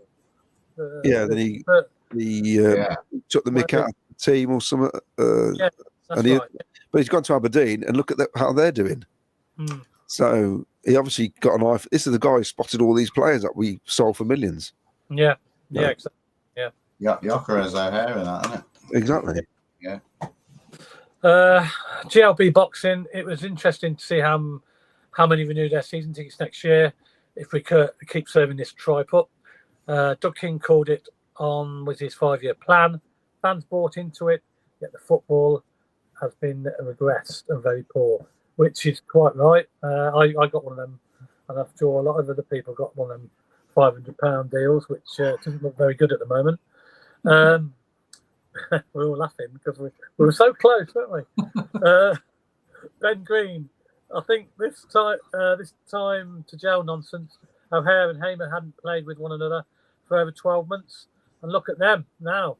Good players don't need time. We unfortunately just don't have good players. Thing is, we've recruited badly, right? And the quality of the players that are gone, the ones that have come in, are nowhere near as good as them. And that's why we are where we are. Yeah. You got to get like for like. Mark R, if you break down the squad, we made the playoffs with five loans that left. Gus and Callum O'Hare have left. That's basically left us with a goalie and Chief. Is that right? That's right, isn't it? O'Hare didn't play that season, really, did they? And then you've got Bidwell and Eccles and Allen all played over 30 games that season. So there's about 5 of the current squad were sort of key part of that squad. Which is what's ridiculous. I mean, there's 5 players that managed to get to a playoff final. You've got about 8 players that managed to get to an FA Cup semi-final. Like, these have been together for quite a long time now. It's not like it's like Claudio said. There's some established players there now that have done it before. Like what has happened that have taken so many players off the ball? It's just. Would you say that Liam Kitchen and our other guy Thomas, right, in the back line, would you say they're any better than Dominic Hyam and Mr. Rose that departed? No, McNally. Michael Rose. Well, he weren't our player, but I think Rose. I don't know. I think probably level. I think Thomas is probably level with Rose. I really liked Hyam. I think that's a massive loss. I think he'd have been a future captain for us. And McFadden as well. Yeah. I know he was getting on a little bit, but I think the likes of Rose and McNally and Thomas, I think they will be interchangeable really for me. I thought Michael Rose was all right, to be fair. I can remember him scoring at Blackburn, didn't he, in the away game? Was it 2-2? I Is he at Stoke now? Where is he? He was at Bristol. Stoke. He's gone to Bristol now. He's gone. Oh, Bristol. He actually scored this week. Everyone scored this weekend. Just to compound it.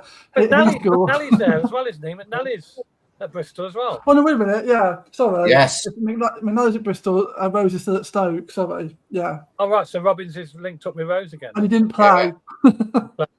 Oh. I think he's injured, to be fair. Oh, is he?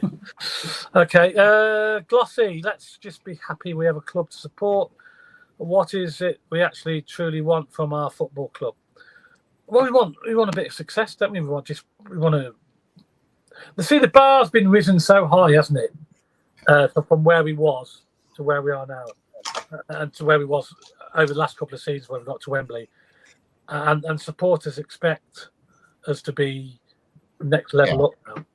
We don't want to go downwards. We want to go next level up. You can take it if we play well and lose the game, and we've tried our hardest. You can accept that. You can accept it. But what you can't accept is when they're not trying, they're not running for balls, they're making stupid mistakes. Yeah. And people are paying good money. People want to see a winning team, and it don't matter what sport you're in. That's the name of the game. People want to see a winning team. Yeah. But the last 25 years, I've had enough of owners taking me as a mug, being a fan of this football club, and it's happened since, the turn of the century, basically. And I just don't want to. That's what I don't want. It's our club. It doesn't belong to. I mean, he's paid the money supposedly. It's not Doug King's club at all. It's our club because when he goes, we'll still be here to pick the pieces. I mean, I remember I said it before at the tavern that time when I did a little speech saying, Sisu, they could be gone in 2 months, and they were. I don't know. That was just off the top of my head. That was just pure. That wasn't like I knew. I said, you might have had inside information, Claudia. Possibly. I said, Mark Robbins could be gone. At some stage, people go, "Oh, they're talking rubbish."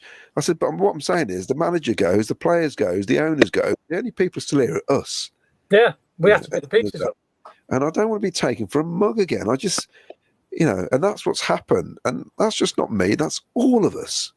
I care for all our fans more than I care, for Doug King and the players and the manager, because it's these guys and boys and girls, men and women who go all over the country supporting us, and we are the club. We are the soul of the club, basically. Without us, there's nothing.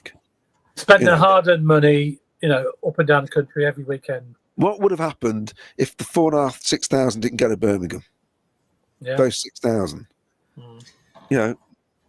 What sort of a mess would the club have been in? Just that small. I think we heard Dave Boddy said, didn't he? We were very close to going under. Exactly. And it bugs me when you got somebody who comes in who hasn't got a clue about running a football club, telling people who've been around the football club for 50 years watching football that virtually we know nothing. That's the impression I get. It's all very egotistical. And that's what worries me. It's almost Narcissus, isn't it? But it is. It's weird. That's the worry, Claudia, isn't it? Because if he'd come in and made mistakes because he's learning, and you could sort of take that on the chin, it might be frustrating. But it doesn't, because he's like that, a bit egotistical. It doesn't actually really feel like probably any mistakes are being learned from, and that's the bigger worry. I could have accepted someone coming in and getting some things wrong because they were on a learning curve, and it might have been frustrating because it might have set us back. But at least if you thought they've worked out what they did wrong and now we're going the right direction, but it doesn't really feel like that's going to happen. It doesn't feel like there's any clear direction with the club at the moment, and we have been like Ken was saying earlier about the 5-year season ticket thing. Like I bought into that. I didn't buy into that because of the owners, but I bought into that because under Robbins it felt like we had a clear direction, and I genuinely believed that we would get to the stage where we would get to the Premier League and to hit it in that. Like, I could see where we were going, and I believed in it. And let's face it, we were very close to doing that. Yeah, and if things had carried on that same route, I think that within either this season or next season that would have still happened.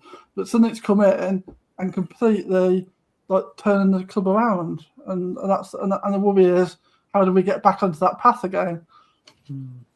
You see, you got this Doug King here, but my interest is, why did Mike Ashley buy the ground and not the club? I know they agreed to sell it to Doug King, but why has Mike Ashley bought that stadium? Because surely, if we go into trouble and God forbid we were to get relegated and League One, he'd lose business with that stadium because he'd have less people going, less people using his facilities. So that would affect Mike Ashley as well. So I want to know, why would he buy that? Well, he's moved, interestingly enough, he's moved all his businesses from up north to Anstey, just outside Coventry now, all his head office and everything. So maybe long term there might be something there that he'll come back. I wouldn't rule that out. I wouldn't rule out him one day owning the club. I wouldn't, because that could happen. I think it's obvious Doug King hasn't got the money. I think that's pretty obvious. And he might be waiting in the wings, wait for that to happen. Well, I could say that he's not gonna let his business at what he's got there. Oh no, he's downhill. Doug King's got no intention of buying the stadium. No. He almost made that clear in that little meeting we had.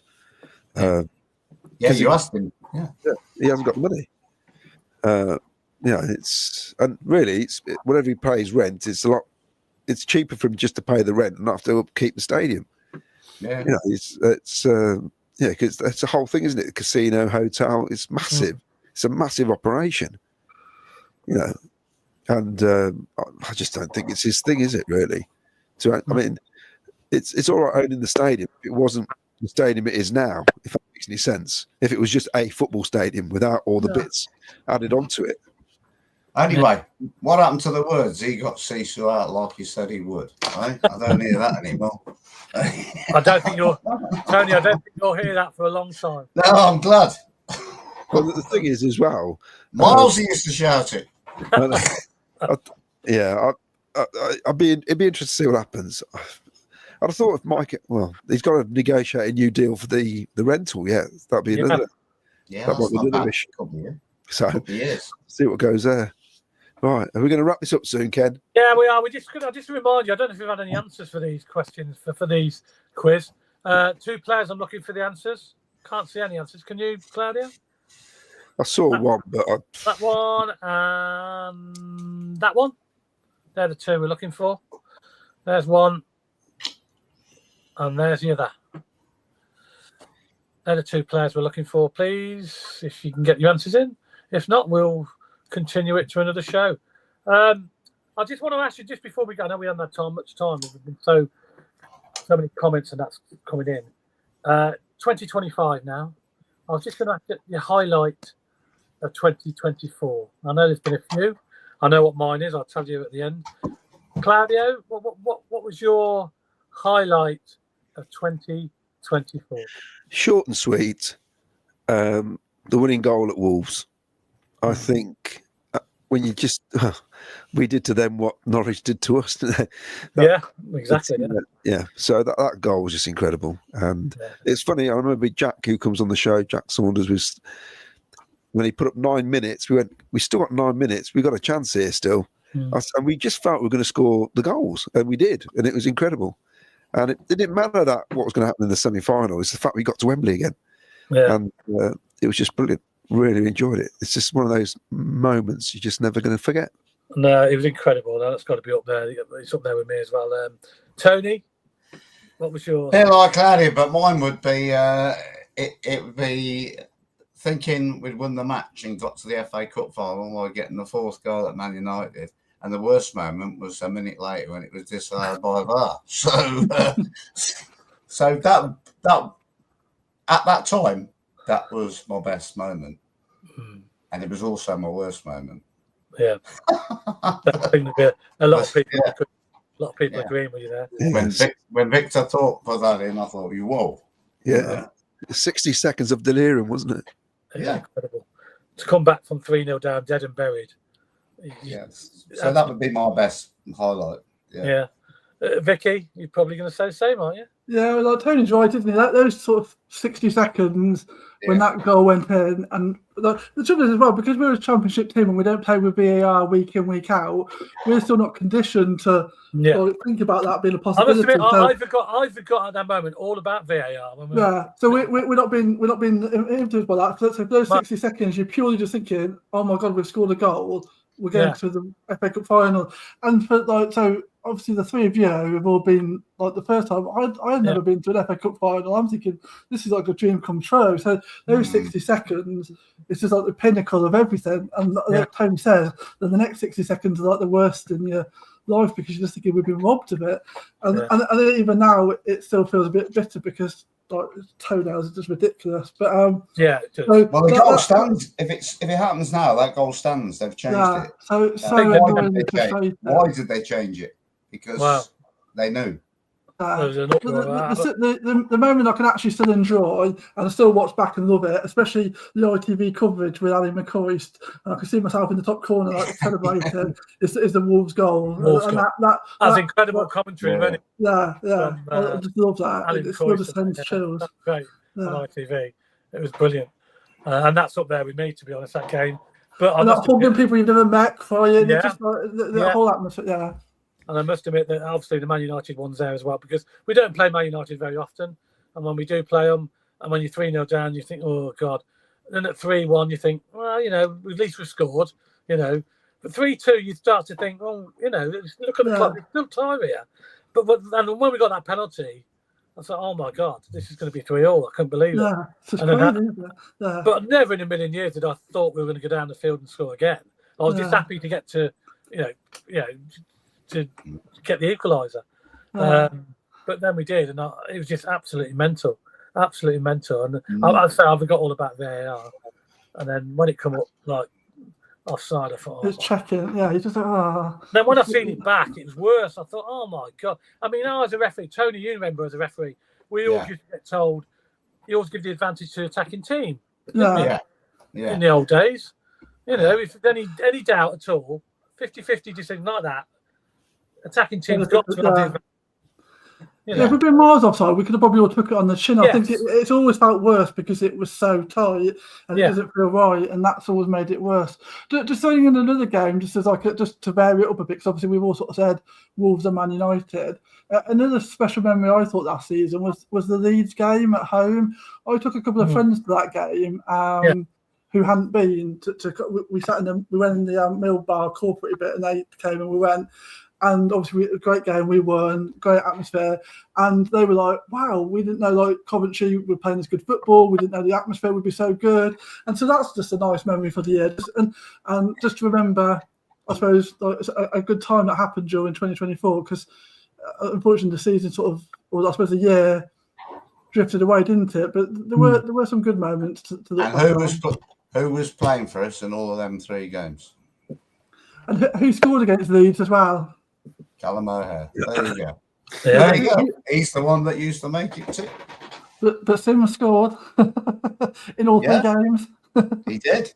That's right, he did. That's why I can't understand. That's why I don't think he's not getting the service that he got last season. No. This is what I'm saying. He's not. Yeah, you're right. Have we had a few more comments anymore that can quickly go through? We have, but my voice has dried up now. Giving up the ghost. I've got one in. Michael Summers, had you to Leicester or Ipswich? Ooh. Tom Baker, well spoken, Claudio. Oh. Well, you can hardly speak.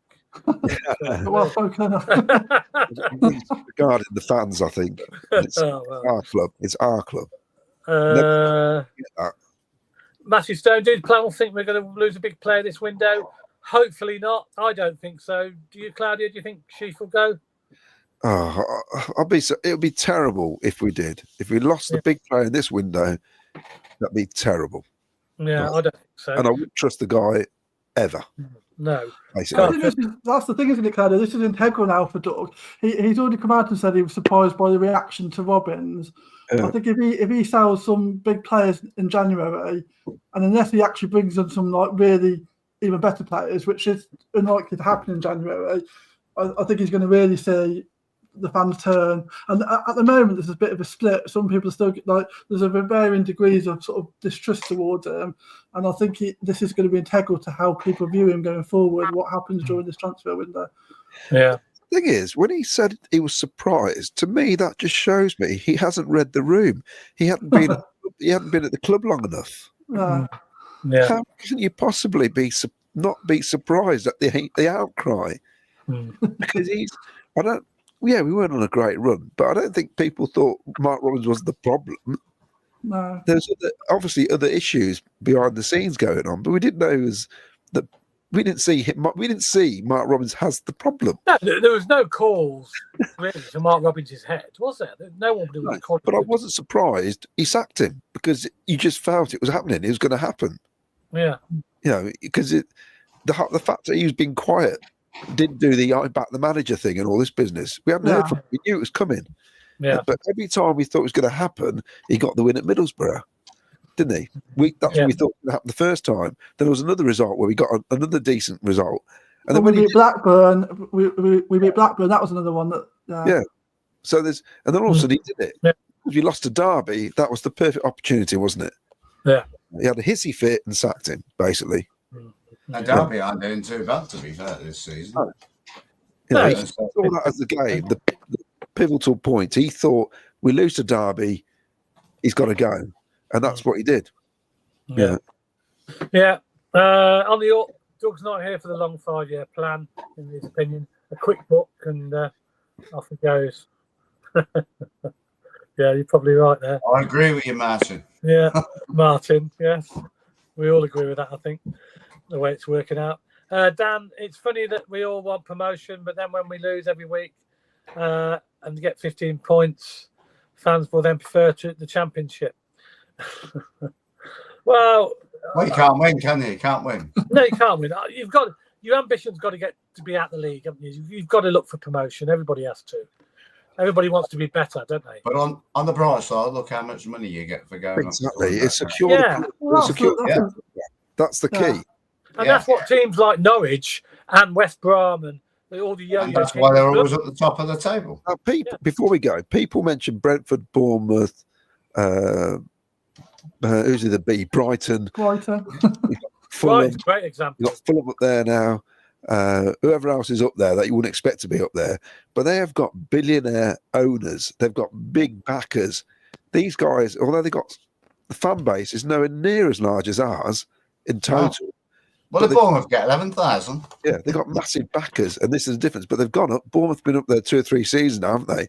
They're copping 120 million every year at the minute. Yeah. They're secured. Forest went up. Well, they had all the loanees. They took the risk. They took the points deduction. Look at them now. They had a complete turnaround of players, didn't they? Yeah. We're very, as a fan base, I feel like we're a bit scaredy-catty sort of thing about taking the leap of faith, isn't it? I think we just got to embrace it. If it happens, just go with the flow. Enjoy it while it lasts. Because, I might not be here in 20 years' time. So I want to try and hopefully do it before I've been die, basically. You know what I mean? Well, until you were about 36, Daddy, all you ever knew was the first division in the Premier League, wasn't it? Exactly. Yeah. Same as me. My entire life. Yeah.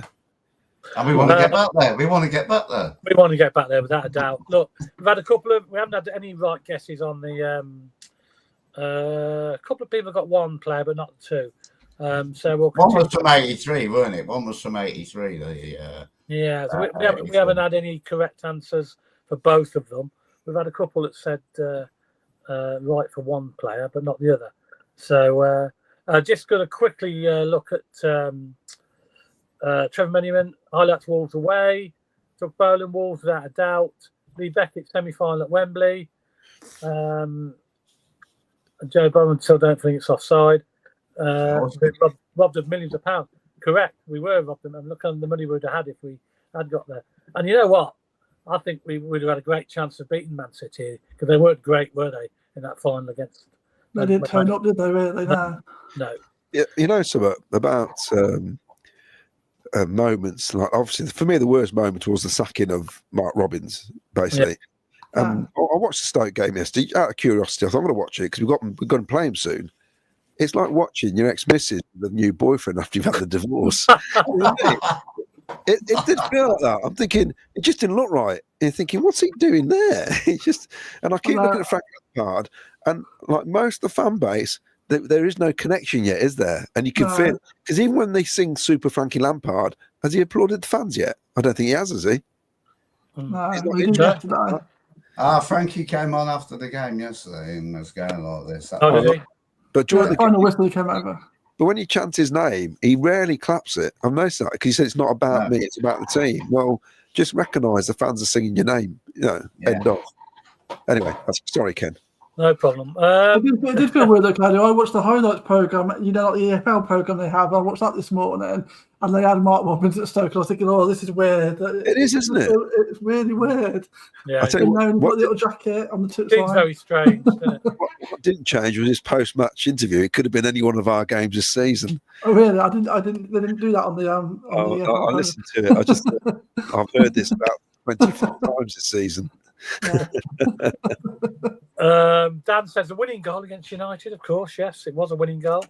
Tony is right. O'Hare made everything tick, but keep it to yourself, mate. We're supposed to hate him. Yeah. Well, there you go. Just a quick one. Home parking. So home games. We've got an FA Cup game coming again. Yeah, you never know. We might have another FA Cup winning run. You never know. Got Sheffield Wednesday coming up.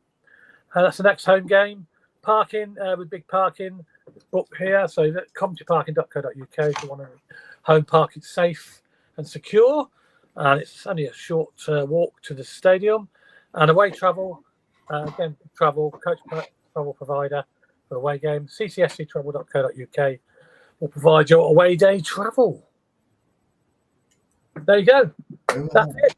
It's gone on a bit longer than normal. We had loads to pack in and talk about in our first show, 2025. Get well soon, Miles, by the way. He's still on his sick bed. Claudio's about, 40%, I'd say? Not even that, probably 40%. Yeah, I've got to do another one, Jim Brown, on Tuesday. So it's... Vicky's just about got there, didn't you, Vic? You were all right now, I think. And Tony's still recovering from 2 away day trips to Cardiff. Yeah, we've got 2 home games coming up now, haven't we? Things can only get better. Well, thank you all for coming on, and our next show will be Thursday. Hopefully Miles will be okay for that.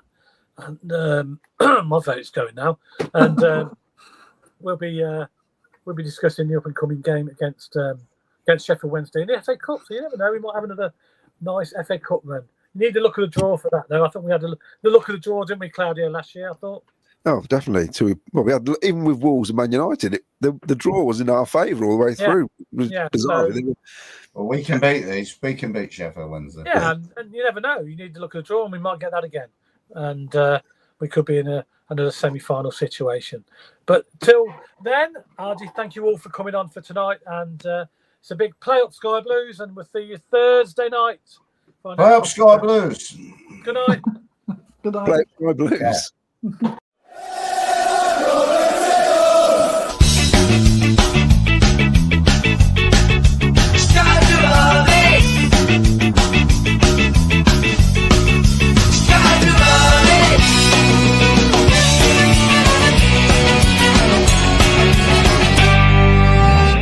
Sky Blue Fans TV, for the fans, by the fans.